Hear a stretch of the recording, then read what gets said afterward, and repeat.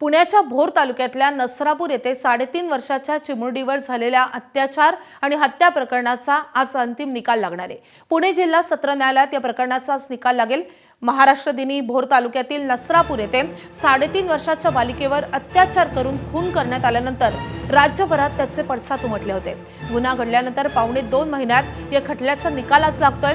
तपास अधिकारी असलेल्या विजयमाला पवार यांनी अवघ्या 16 दिवसात तपास पूर्ण करून 1200 पानी दोषारोप पत्र न्यायालयात दाखल केलं। या कालावधीत 55 पेक्षा अधिक जणांचे जबाब नोंदवण्यात आले आणि साक्षी पुरावे गोळा करण्यात आले। 21 मे पासून प्रत्यक्ष खटल्याला सुरुवात झाली आणि 20 जूनला खटल्याची सुनावणी पूर्ण झाली आहे। दरम्यान आज विशेष न्यायाधीश एस.आर. साळुंके या हत्या प्रकरणाचा निकाल देतील।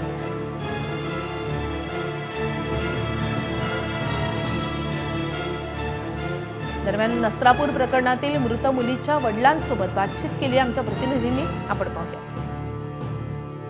नसरापूर प्रकरणाचा आज निकाल लागतोय। अवघ्या 16 दिवसांमध्ये या प्रकरणाचा तपास पूर्ण करण्यात आला आणि तेवढ्याच वेळेमध्ये या प्रकरणाची सुनावणी देखील पार पडली। अगदी वैशिष्ट्यपूर्ण अशी ही सगळी प्रक्रिया। मात्र हा सगळा कालावधी ज्या कुटुंबावरती ही वेळ ओढवली त्यांच्यासाठी तेवढाच त्रासदायक होता। आपल्यासोबत त्या दुर्दैवी मुलीचे वडील आहेत। निकाल येतो आहे, पहिल्यांदा तुमची अपेक्षा या निकालाकडून आणि ही जी काही सगळी प्रक्रिया पार पडली आहे त्याबद्दल तुम्हाला काय म्हणायचं आहे? जशा आमच्या पहिल्या दिवसापासून मागण्या होत्या त्या मागण्या आमच्या सरकारने, प्रशासनाने, न्यायव्यवस्थेने आमच्या अपेक्षेप्रमाणे पूर्ण केलेल्या आहेत आणि 14 दिवसात चार्जशीट दाखल झालेली आहे आणि पुढे 16 ते अवघ्या 18 दिवसात निकाल लागतो आहे। त्यामुळे आज आम्ही नक्कीच समाधानी आहोत आणि आमची पहिल्यापासूनच मागणी होती की एक मुलीचा बाप म्हणून की त्याला मृत्यूदंडाची शिक्षा व्हावी।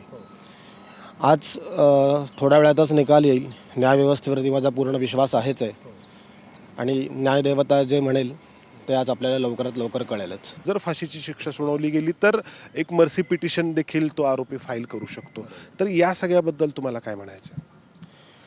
जसं या डिस्ट्रिक्ट कोर्टात जसं वेगाने निकाल लागला तसंही पुढे सर्वोच्च न्यायालयात, उच्च न्यायालयात याच वेगाने निकाल लागून जी आमची अपेक्षा आहे की त्याला मृत्यूदंडाची शिक्षा व्हावी तीच पुढे आमची कायम असणार आहे आणि त्यासाठी आम्ही प्रयत्न करत नक्कीच राहणार आहे आणि शेवटपर्यंत लढत राहणार आहे। या सगळ्या कालावधीमध्ये तुम्हाला तुमच्या कुटुंबाला सावरणं, सांभाळणं, स्वतःला सावरणं हे खचितच सोपं नसेल, तर कसं तुम्ही केलं हे सगळं?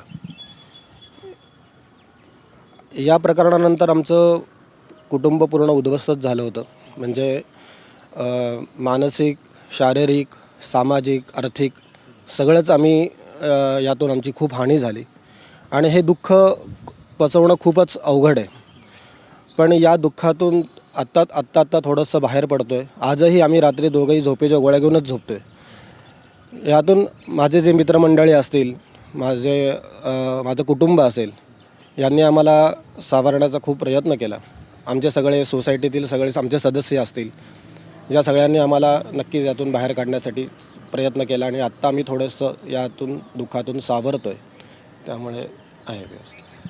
प्रत्यक्षात फाशीची शिक्षेची अंमलबजावणी होणं गरजेचं आहे, बरोबर? नक्कीच। आणि त्यामुळं इथून पुढं देखील ही न्यायप्रक्रिया एवढ्याच वेगाने पार पडेल अशी या कुटुंबाची आणि आपल्या सगळ्यांची अपेक्षा आहे। कॅमेरामन अमोल गवाळेसह मंदार गुंजारी, ABP माझा, पुणे।